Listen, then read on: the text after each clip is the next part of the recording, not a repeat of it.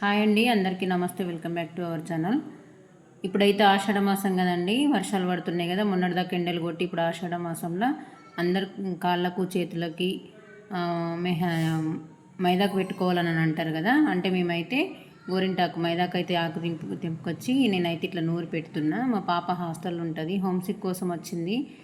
అందరూ మొన్నటి నుంచి ఆషాఢ మాసం స్టార్ట్ కాగానే అందరు పిల్లలకు పెడుతుంటే నా బిడ్డకు పెట్టలేదు కదా అని చెప్పని బాధ అనిపించింది. ఇప్పుడు హోమ్ సిక్ అయితే వచ్చింది కదా, వచ్చినప్పుడు ఖచ్చితంగా పెట్టాలి. కొంచెం ఆమె ఎక్కువ ఇష్టపడది ఈ మైదాకు పెడితే, అందు గురించి అని చెప్పేసి ఒక ప్లేట్ తీసుకొని దాంట్లో కొంచెం నూరింది మైదాకు ముద్ద కింద పెట్టి దాంట్లో వాటర్ పోసి ఇంట్లో కాళ్ళు అయితే అందులో పెట్టమని చెప్పిన. కొంచెం అరకాల మంటలు అంటుంది ఆమె, కొంచెం వేడి అనేది తగ్గుతుంది కదా అని చెప్పేసి అందులో పెట్టిపించిన. తర్వాతనైతే 2 చేతులకైతే మెహందీ పెట్టిన. నా కోడలు కూడా వచ్చింది, చిన్న కోడలు కూడా సేమ్ ఇదే ప్రాసెస్లో కాళ్ళు పెట్టిపించి తర్వాత మైదాకైతే నూరి ఇద్దరికైతే చేతిలో పెట్టినా అండి.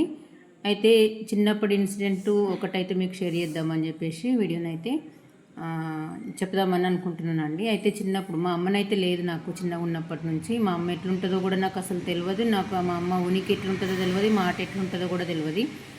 ఈ జెండా వందరం వచ్చినప్పుడు అయితే మాత్రం ఈ మైదాకు పెట్టుకోవాలనిపించు. నూరెటోళ్ళు ఎవరు లేరు, మిక్సీలు లేవు అప్పుడు. రేపు పొద్దున్న జెండా వందరం అనగా స్కూల్కి పోయి వచ్చి ఆడుకోవడానికి ఆటల పోటీలు అవి ఇవి అయిపోయిన తర్వాత ఇంటికి వచ్చిన తర్వాత మైదాకు ఎక్కడ ఉంటే అక్కడ తెంపుకొచ్చుకొని రోట్లో నూరుకొని దాంట్లో అప్పుడు మేము వేసేది ఏంటిది, అప్పుడు పెంకుటిన్లు ఉండే కాబట్టి పెంకాసు, చింతపండు, కొంచెం లైట్గా ఉప్పేసి నూరుకోవాలి. అంటే ఉప్పు ఎందుకు గల్లుప్పు అని అంటే రోట్లు వేసి నూరుతాం కాబట్టి. ఇప్పుడు అంటే మిక్సీలు ఉన్నాయి, తొందరగా అయిపోతుంది. అప్పుడు నేను చిన్నగా ఉన్నప్పుడు నాకు రోట్లు నూరడానికి కొంచెం ఇబ్బంది అనిపించు.